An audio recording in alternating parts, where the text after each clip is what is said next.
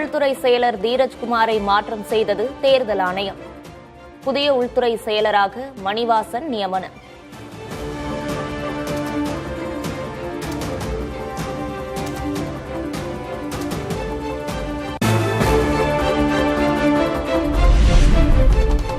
லஞ்ச ஒழிப்புத்துறை டிஜிபியாக டேவிட்சன் தேவாசீர்வாதம் மீண்டும் நியமனம்.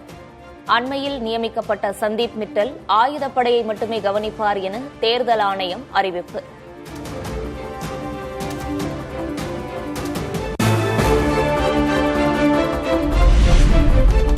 தமிழ்நாட்டில் அனல் பறக்கும் தேர்தல் களம். வாக்குப்பதிவுக்கு 10 நாட்களே உள்ள நிலையில் தீவிர பரப்புரையில் ஈடுபட்டுள்ள அரசியல் கட்சித் தலைவர்கள்.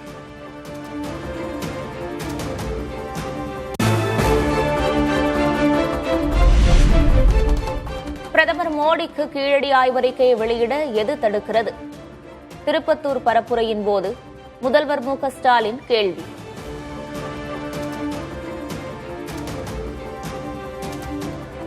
பிரதமர் மோடி அவர்கள் திருப்பரங்குன்றம் வரை வந்தாரு.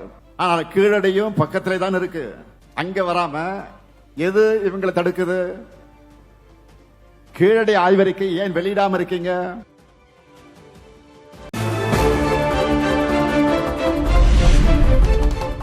பாஜக ஆளும் மாநிலங்களில் அதிக அளவில் பெண்களுக்கு எதிராக குற்ற சம்பவங்கள் நடப்பதாக முதல்வர் ஸ்டாலின் குற்றச்சாட்டு. அதிமுக அரசில் குற்றங்கள் சீன சுவர் போல் நீண்டு கொண்டே செல்லும் எனவும் பேச்சு.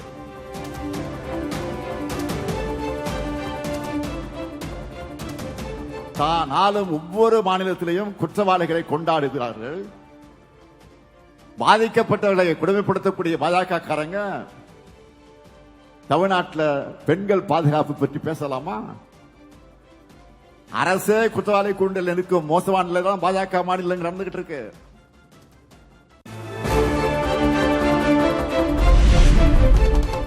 நமது குழந்தைகளின் கல்வியை நிறுத்த RSS சதி செய்வதாக திமுக தலைவர் மு.க. ஸ்டாலின் குற்றச்சாட்டு. ஹிந்தி திணிப்புக்கு எதிராக மத்திய அரசை எடப்பாடி பழனிசாமி கண்டித்து உள்ளாரா எனவும் கேள்வி.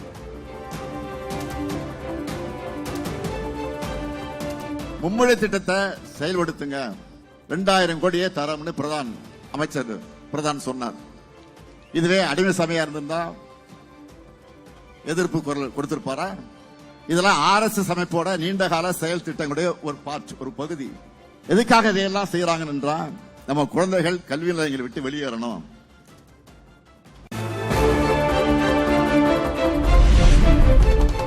தமிழ்நாட்டில் இருமொழிக் கொள்கைதான் தொடரும் என மோடி, அமித்ஷா முன்னிலையில் பேச தயாரா? எடப்பாடி பழனிசாமிக்கு திமுக தலைவர் மு.க. ஸ்டாலின் சவால்.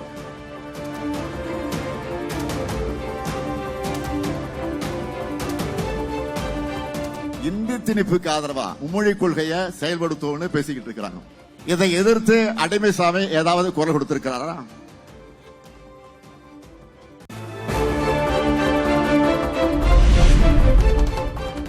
சிவகங்கையில் வேட்பாளர் கருணாசுடன் முதல்வர் மு.க. ஸ்டாலின் வாக்கு சேகரிப்பு.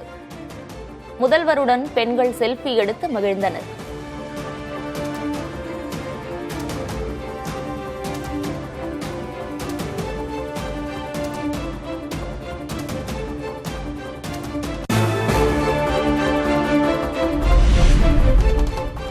நடந்தாய் வாழி காவிரி திட்டத்தை திமுக அரசு கிடப்பில் போட்டுள்ளது.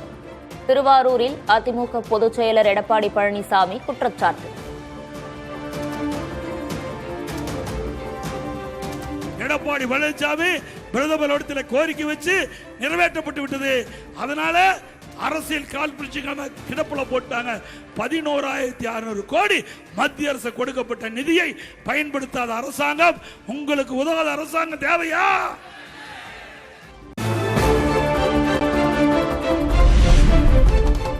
மத்திய அரசோடு இணக்கமாக இருந்தால்தான் தமிழ்நாடு வளர்ச்சி பெறும் என தஞ்சை பரப்புரையில் எடப்பாடி பழனிசாமி பேச்சு. மத்தியில் 10 ஆண்டுகள் காங்கிரஸ் அமைச்சரவையில் இருந்தும் நிதியை திமுகவால் கொண்டுவர முடியவில்லை எனவும் விமர்சனம்.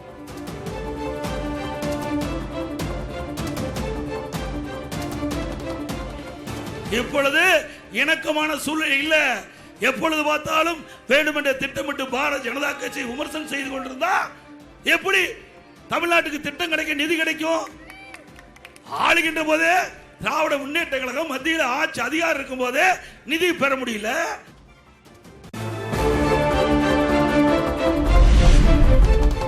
இயற்கை பேரிடர்களால் விவசாயிகள் அவதிப்படும் போது டெல்டாக்காரர் ஸ்டாலின் எங்கே போனார் என பழனிசாமி கேள்வி. வாடிய பயிர்களை தட்டில் வைத்து பார்வையிட்டவர் ஸ்டாலின் எனவும் சாடல்.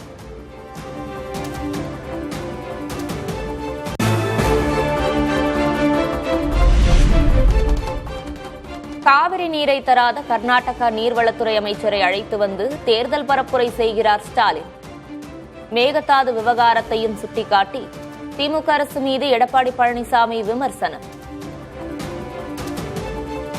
நம்முடைய காவிரி நதி நீரை மேகதாது அந்த பகுதியில் ஒரு அணை கட்டுவதாக அங்க இருக்கிற நீர்வளத்துறை அமைச்சர் மரியாதைக்குரிய சிவகுமார் அவர் சொல்றாரு. அவரை கூட்டிட்டு வந்து பிரச்சாரம் பண்றாரு. தமிழ்நாட்டுக்கு எவ்வளவு பெரிய துரோகம் சிந்திச்சு பாருங்க.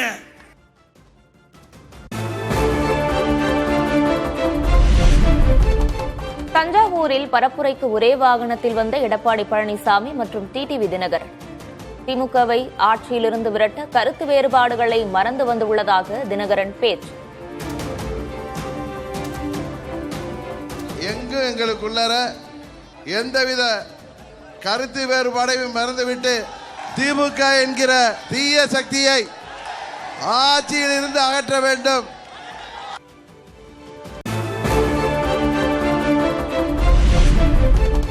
உதயநிதி ரசிகர் மன்ற தலைவர் போல் அமைச்சர் அன்பில் மகேஷ் செயல்படுவதாக டிடிவி தினகரன் குற்றச்சாட்டு. பள்ளிக்கல்வித்துறை மீது அவர் கவனம் செலுத்தவில்லை எனவும் பேச்சு.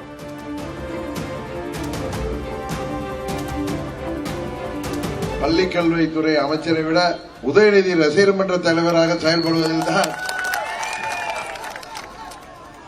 மும்முரம் காட்டி வருகிறார்.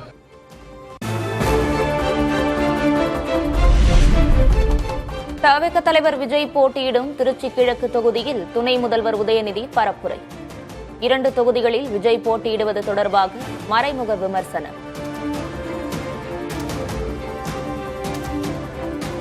உதயநிதி மட்டும் 2 தொகுதியில் நிக்கிறாரு, சேப்பாக்கம் திருவல்லிக்கேணி 2 தொகுதியில் நிக்கிறாருன்னு சில அறிவாளிகள் பேசுறாங்க. இது கூட தெரியாத ஒரு தற்கொலை கூட்டத்துக்கிட்ட போய் நான் என்னத்தை பேசுறது? சேப்பாக்கம் திருவல்லிக்கேணிங்கிறது கூட ஒரு தொகுதிங்கிற தெரியாத ஒரு தற்கொலை கிட்ட போய் நான் என்னத்தை சொல்லி அவனை நான் புரிய வைக்கிறது?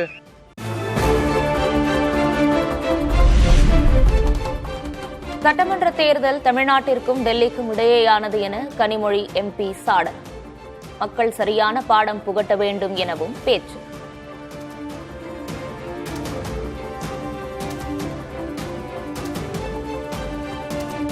இந்த தேர்தல் என்பது தமிழ்நாட்டுக்கும் என்டிஏவுக்கும் தமிழ்நாட்டுக்கும் டெல்லிக்குமான தேர்தல்.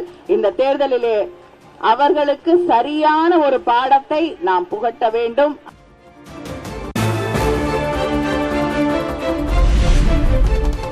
இரண்டு நாட்கள் பயணமாக இன்று தமிழகம் வருகிறார் பாஜக தேசிய தலைவர் நிதின் நபீன். மதுரை, ராமநாதபுரம், சாத்தூர் உள்ளிட்ட இடங்களில் நடக்கும் தேர்தல் பரப்புரையில் கலந்து கொள்வார் என தகவல்.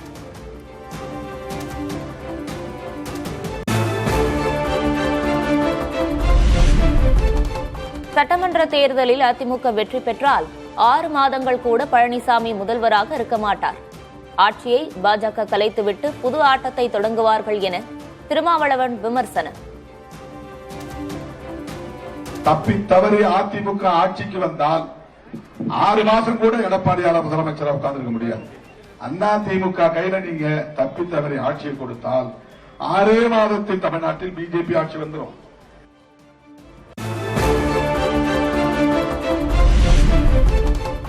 தேர்தல் பரப்புரைக்கு குழந்தைகளை அழைத்து வரக்கூடாது என பெற்றோரை கண்டித்த விசிக தலைவர் திருமாவளவன். விக்கிரவாண்டி பரப்புரையின் போது நிகழ்ந்த சுவாரஸ்ய நிகழ்வு.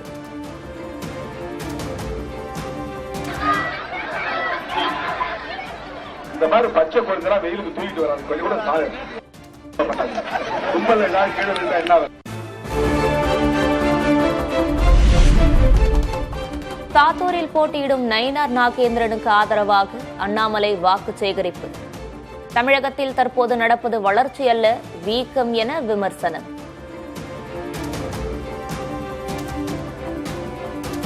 எப்பொழுதும் இல்லாத அளவுக்கு தமிழகத்துல கொலைகள் படுகொலைகள் அதிகமாக இருக்கிறது. 8008 பேர் தமிழகத்தில் 5 ஆண்டுகள்ல படுகொலை செய்யப்பட்டிருக்கின்றார். நம்ம தமிழகத்தில் நடந்து கொண்டிருப்பது வளர்ச்சி என்ற வீக்கம்.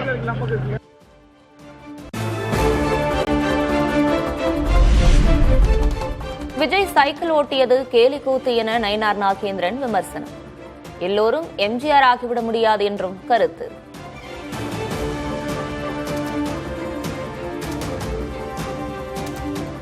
ஜோசப் விஜய் சைக்கிளில் ஓட்டு வந்தார், அதுக்கப்புறம் கை காட்டிகிட்டே ஓடிட்டே ஆடிட்டு வந்தார் அப்படிலாம் சொன்னாங்க. எல்லாரும் எம்ஜிஆர் ஆகிவிட முடியாது.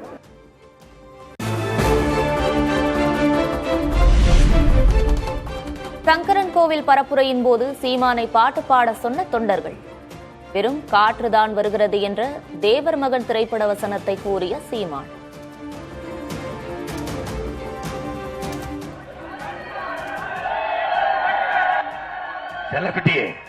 செல்லகுட்டியே அந்த தேவர் மகன் படத்துல ரேவதி சார் மாதிரி வெறும் காத்து தான் வருது, வெறும் காத்து தான். போர்க்களத்தில் போய் காதல் பாட்டப்படுது.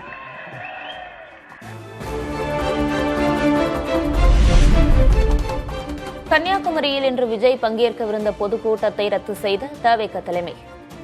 சாலை வலமாக சென்று 2 இடங்களில் வாகனத்தில் இருந்தபடியே விஜய் பேசுவார் என்றும் அறிவிப்பு.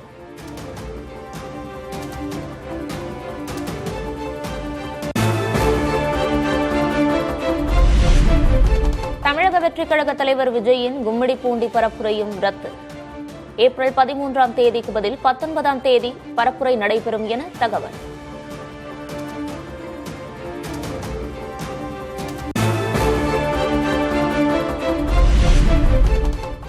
புதுக்கோட்டை மாவட்டம் அறந்தாங்கியில் ஏப்ரல் 14ஆம் தேதி விஜய் பரப்புரை செய்ய அனுமதி.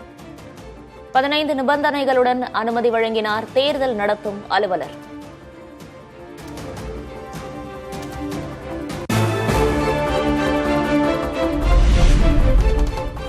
தேர்தல் நெருங்கி வரும் வேளையில் களத்தில் இறங்கி பணியாற்ற தவிகவினருக்கு விஜய் வேண்டுகோள்.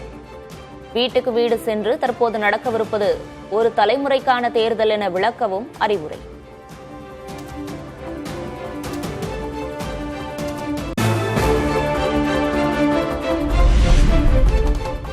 வரும் 17ஆம் தேதி பரப்புரையை தொடங்குகிறார் கமல்ஹாசன்.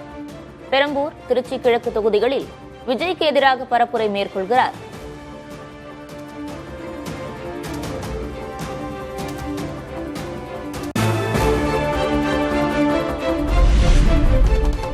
கோவை வடக்கு தொகுதி பாஜக வேட்பாளர் வானதி சீனிவாசனுக்கு தொடரும் மருத்துவ சிகிச்சை.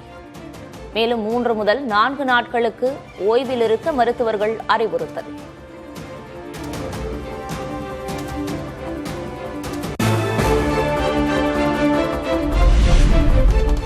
பவானி சாகர் பரப்புரையில் இரட்டை இலைக்கு வாக்கு கேட்ட தவிக நிர்வாகி செங்கோட்டையன் வாய் தவறி பேசிவிட்டதாக கூறி மாற்றிக்கொண்டு வாக்கு சேகரிப்பு.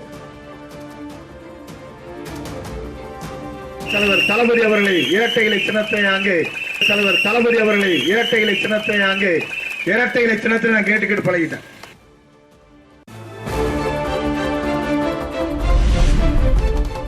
புதுச்சேரி சட்டமன்ற தேர்தலில் கள்ள ஓட்டு செலுத்திய விவகாரம். விழுப்புரத்தைச் சேர்ந்தவரை கைது செய்து திருக்கனூர் காவல்துறையினர் விசாரணை.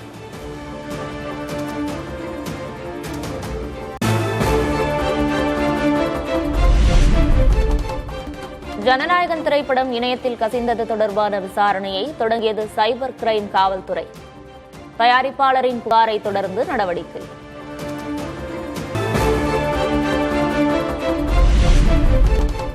ஜனநாயகன் திரைப்படம் தங்களது தரப்பிலிருந்து இணையத்தில் வெளியாகவில்லை என மத்திய தணிக்கை வாரியம் விளக்கு. தணிக்கைக்கு சமர்ப்பிக்கப்படும் அனைத்து திரைப்படங்களும் மிகவும் பாதுகாப்பாக கையாளப்படுவதாகவும் அறிக்கை. தமிழகத்தில் 10 இடங்களில் 100 டிகிரியை கடந்து வெப்பநிலை பதிவு. அதிகபட்சமாக வேலூரில் 105 டிகிரி பாரன்ஹீட் வெப்பம்.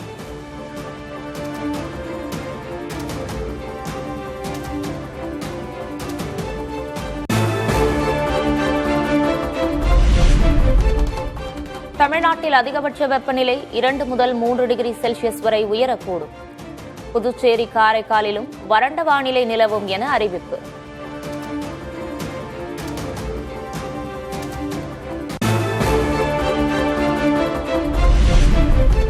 தமிழ்நாட்டில் மேற்கு தொடர்ச்சி மலை மாவட்டங்களில் ஒரு வாரத்துக்கு மழை.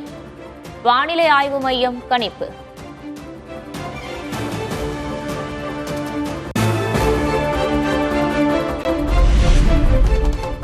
தென்காசி மாவட்டம் ஆலங்குளம் சுற்றுவட்டார பகுதிகளில் 2வது நாளாக கோடை மழை. தொடர் மழையால் தணிந்தது வெப்பம்.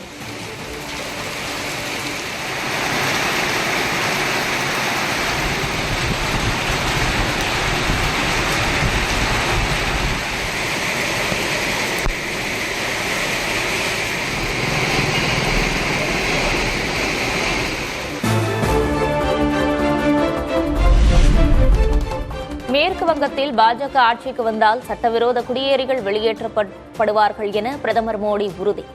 அகதிகளாக வந்தவர்களுக்கு விரைவில் குடியுரிமை வழங்கப்படும் என்றும் தேர்தல் பரப்புரையில் பேச்சு.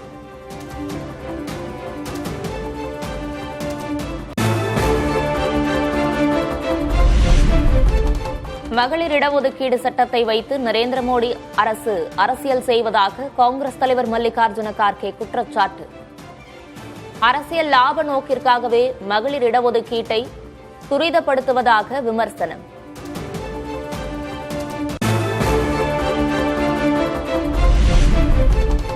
போரை முழுமையாக முடிவுக்கு கொண்டுவர அமெரிக்கா, ஈரான் இடையே இஸ்லாமாபாத்தில் பேச்சுவார்த்தை. 14 மணி நேரம் நீடித்தும் உடன்பாடு எதுவும் எட்டப்படவில்லை.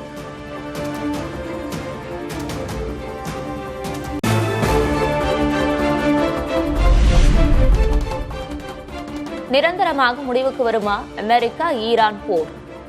இஸ்லாமாபாத்தில் நடக்கும் அமைதி பேச்சுவார்த்தையில் தலைவர்கள் ஆர்வம்.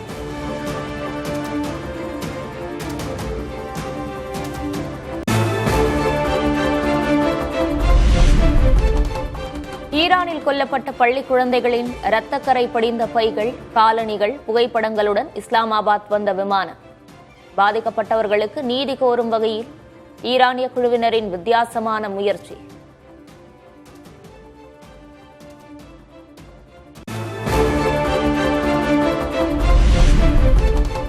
பாகிஸ்தான் பிரதமருடன் ஈரான் மற்றும் அமெரிக்க குழுவினர் அடுத்தடுத்து சந்திப்பு. முடக்கப்பட்ட ஈரானிய சொத்துக்களை விடுவிக்க ஒப்புக்கொண்டதாக வெளியான தகவலுக்கு அமெரிக்கா மறுப்பு.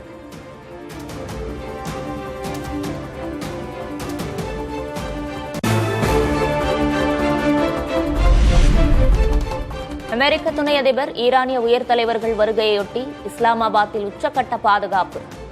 முக்கிய பகுதிகளில் பொதுமக்கள் தடுக்கப்பட்டு சிகப்பு மண்டலமாக அறிவிப்பு.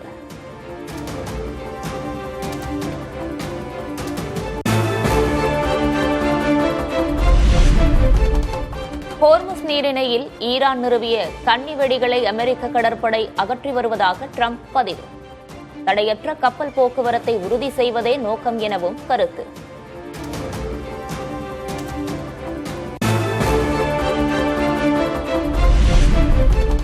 உலகளவில் அமெரிக்காவிடம்தான் அதிக அளவில் எரிபொருள் இருப்பதாக ட்ரம்ப் கருத்து. அமெரிக்காவிடமிருந்து எண்ணெய், எரிவாயு வாங்க கப்பல்களை வரிசை கட்டி நிற்பதாகவும் பதிவு.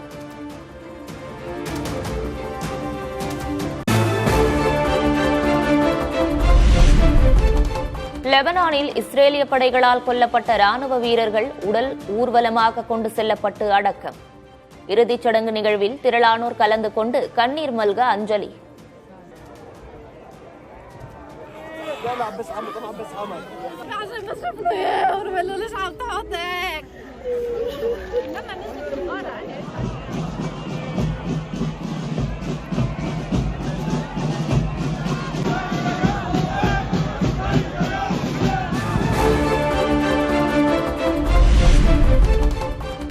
போர் சூழலுக்கு மத்தியில் ஈராக்கில் புதிய அதிபர் தேர்வு. குர்திஷ் பிராந்தியத்தைச் சேர்ந்த நிசார் அமேதியை ஒருமனதாக தேர்வு செய்த நாடாளுமன்ற உறுப்பினர்கள்.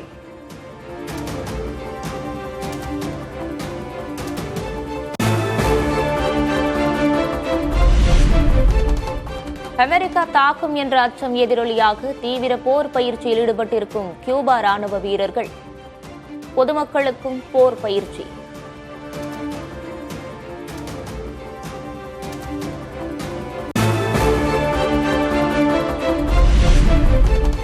ஆர்டமிஸ் திட்டம் வெற்றிகரமாக முடிந்ததில் அமெரிக்கர்கள் பெருமிதம். சாதித்த 4 குழுவுக்கு அமெரிக்க அதிபர் டிரம்ப் பாராட்டு. தங்கள் அடுத்த இலக்கு செவ்வாய் கிரகம் என பதிவு.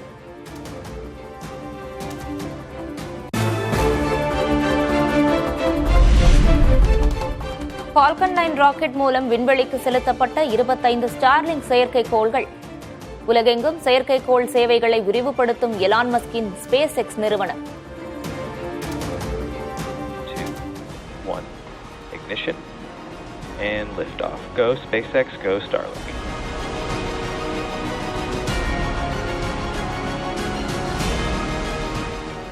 Three, 2, 1. Ignition. சீனாவின் பல்வேறு மாகாணங்களில் கொட்டி தீர்க்கும் கனமழை. கடுமையான ஆலங்கட்டி மழையும் பெய்வதால் வீடுகள், குடியிருப்புகள் சேதம்.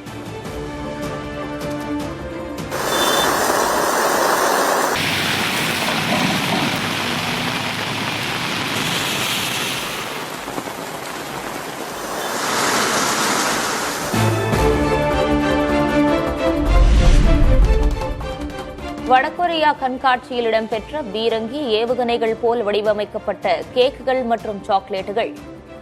சமையல் கலைஞர்களின் வித்தியாசமான முயற்சியை காண பொதுமக்கள் ஆர்வம்.